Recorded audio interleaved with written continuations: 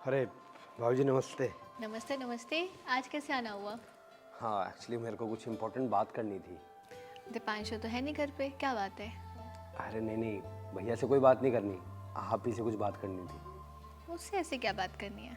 भाभी आप एक दिन में 3 लाख रुपए कमा सकती है। ये क्या मजाक कर रहे हो? और सिर्फ ये नहीं, आप पता नहीं कितने लाखों रुपए कमा सकती है, लेकिन उसके लिए आपको एक काम करना पड़ेगा। ऐसा क्या काम करना होगा? आपको भैया के बॉस के साथ एक रात गुजारनी पड़ेगी। क्या? हाँ भाभी, एक्चुअली वो हमारी कंपनी के ओनर है, और अगर आप ये काम करोगे तो वो आपको एक रात के 20 लाख रुपए भी दे सकते हैं। ये क्या बोल रहे हो तुम यार? हाँ भाभी, वो आपको रातों रात लखपति बना सकते हैं, और देख लीजिए ऐसा मौका बार बार नहीं मिलता। वो ठीक है, पर तुम्हारे बॉस ऐसा क्यों करना चाहते हैं? भाभी दरअसल बात यह है कि हमारे बॉस ने आपको कई बार देखा है और वो आपको पसंद भी करते हैं, तो इसलिए उन्होंने मेरे सामने ये ऑफ़र रखा। देख लो अब आप। लेकिन लेकिन वेकिन क्या, कोई बात नहीं, अगर आपको नहीं पसंद तो रहने दीजिए, मैं उनको मना कर दूँगा। अरे अब पैसे लेकर आ ही गए हो तो मैं रख लेती हूँ। अब ऐसा अच्छा नहीं लगता ना वापस करते हुए। अच्छा, तो इसका मतलब मैं आपकी हाँ समझूँ? हाँ, लेकिन इस बात की क्या गारंटी है कि बाकी पैसे मुझे मिल जाएंगे? अभी मैं हूँ ना, मेरे पे भरोसा रखो। और वैसे भी आपको 20 लाख रुपए मिलेंगे ना, तो 15 लाख आपके, 5 लाख रुपए मेरे। अरे मेरा भी थोड़ा सा भला हो जाएगा। और वैसे भी आजकल ऐसी कंपनियों में डील तो आती रहती है, तो मैं आपके लिए लाता रहूँगा। आपका भी फ़ायदा और कुछ मेरा भी फ़ायदा। पर दीपांशु को इस बात का पता चल गया फिर? अरे भाभी, भैया को नहीं पता चलेगा।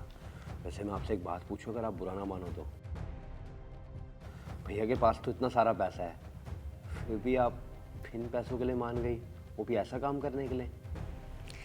देवर जी, अब आती हुई लक्ष्मी को कौन मना करता है?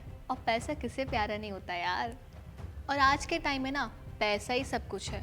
अब ये बातचीत करके ना टाइम वेस्ट मत करो। जल्दी से बताओ तुम्हारे बॉस से कहाँ मिलना है, वरना शाम तक दीपांशु आ जाएंगे। जैसी आपकी मर्जी, आप रेडी हो जाइए, फिर हम निकलते हैं। ठीक है।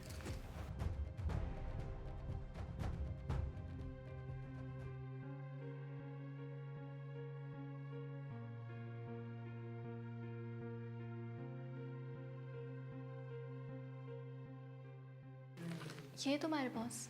हाँ जी भाभी, शायद उनका कोई अर्जेंट कॉल आया हुआ है, इसलिए उन्हीं पे बात कर रहे होंगे। अब सर।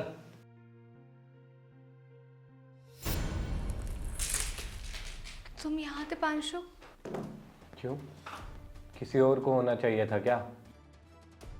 नहीं, मैं बस। क्या मैं बस? तुम्हें पता है मैं ही इस कंपनी का बॉस हूं, और मैंने ही सागर को तुम्हारे पास भेजा था। वो हम दोनों ना एक गेम खेल रहे थे। कौन सा गेम था? हाँ, लॉयल्टी टेस्ट। हम दोनों एक दूसरे की बीवी का लॉयल्टी टेस्ट ले रहे थे, जिससे हमें पता चले कि किसकी बीवी ऑनेस्ट है और किसकी बीवी चीटर। मैं भी सागर की वाइफ के पास गया था और सेम डील लेकर, लेकिन पता है क्या, उसने साफ मना कर दिया। और उसी जगह सागर तुम्हारे पास आया और तुमने कुछ पैसे देकर उसे हाँ कर दी। तुम्हें पता भी है कितनी शर्मिंदगी महसूस हो रही है मुझे?